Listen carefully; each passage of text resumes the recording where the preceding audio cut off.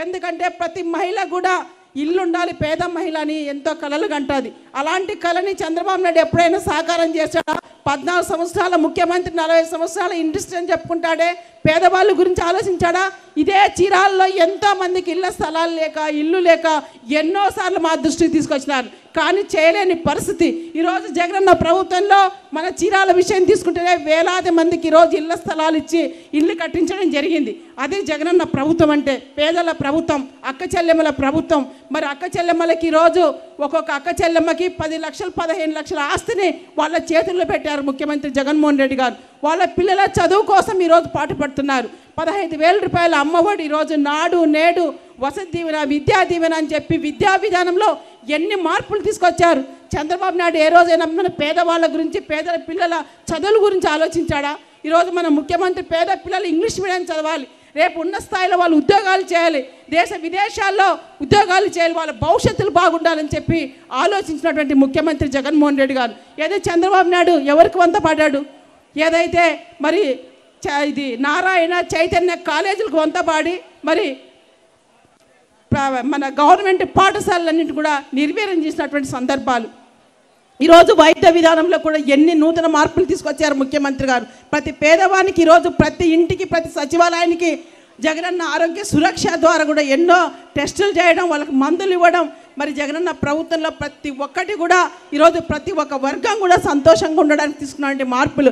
ఇంకా సామాజిక న్యాయానికి వస్తే, మరి గతంలో చంద్రబాబు నాయుడు బీసీలతో ఓట్లు వేయించుకున్నాడు, కానీ ఏనాడైనా బీసీల గురించి ఆలోచించాడా? బీసీలకు న్యాయం చేశాడని అడుగుతున్నా. ఒట్టి మాటలు చెప్పడమే సరిపోయింది చంద్రబాబు నాయుడు, కానీ ఆచరణలో లేదు. బీసీలు సమస్యలు చెప్పుకోవడానికి వస్తే నీ తోలు తీస్తాను, నీ తాట తీస్తాను, నీ అంతు చూస్తా అని చెప్పి బీసీలను అవమానపరిచినటువంటి సందర్భాలు మనం కళ్ళారా చూసాం ప్రత్యక్షంగా. లాస్ట్ టైం 5 years గవర్నమెంట్లో బీసీలను అడుగడుగున ఓటు బ్యాంకుగా వాడుకొని వాళ్ళని అవమానపరిచినటువంటి సందర్భాలే చంద్రబాబు నాయుడు దగ్గర. బీసీలు ఎన్నో ఇబ్బందులు పడ్డారు, ఎన్నో కష్టాలు పడ్డారు. మరి ఈరోజు జగనన్న ప్రభుత్వంలో ఎన్ని పదవులు ఇచ్చారు ఈరోజు బీసీలకు. స్థానిక సంస్థలు అయితేనేం, నామినేటెడ్ పోస్టులు అయితేనేం, ఈరోజు బీసీలకు 56 కార్పొరేషన్లు వేసి వాళ్ళందరినీ కూడా రాజ్యాధికార పదవుల్లో కూర్చోబెట్టారు. వాళ్ళకు ఒక గౌరవాన్ని ఇచ్చారు బీసీలకు. అసలు బీసీలకు ఇన్ని కులాలు ఉన్నాయని కూడా తెలియదు. ఈరోజు 136 కులాల్లో 56 కార్పొరేషన్లు వేసి, డైరెక్టర్లు వేసి సామాజిక న్యాయాన్ని అందిస్తారు ముఖ్యమంత్రి. స్థానిక సంస్థల్లో కూడా ఈరోజు 70% SC ST బీసీలకు పదవులు అందిస్తున్నారు. మార్కెట్ యార్డ్లో మనం ఎప్పుడైనా దేశ చరిత్రలో మహిళలు, ఎస్సీలు, ఎస్టీలు చైర్మన్గా ఉన్నారా? లేదే. ఈరోజు జగనన్న ప్రభుత్వంలో ఎస్సీలు, ఎస్టీలు, మహిళలు మార్కెట్ యార్డ్ చైర్మన్లు, మరి డైరెక్టర్లు కూడా నియమించడం జరిగింది జగనన్న ప్రభుత్వంలో.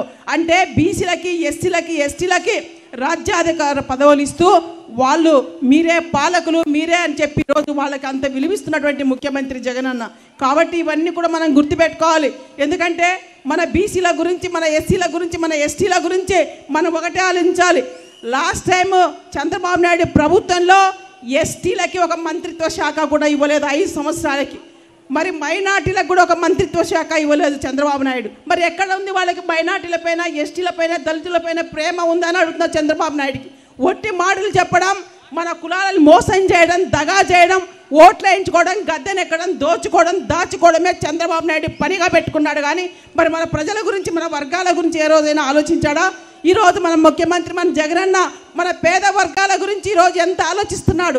పేదరికం పోగొట్టాలి, రాష్ట్రంలో అందరూ ఉన్నత విద్యను అందించాలి, అందరికీ వైద్యాన్ని అందించాలి, ఇది రైతుల ప్రభుత్వం అని చెప్పి ఈరోజు అన్ని వర్గాలకి సంక్షేమాన్ని అందిస్తున్నటువంటి ముఖ్యమంత్రి మన జగన్మోహన్ రెడ్డి గారు.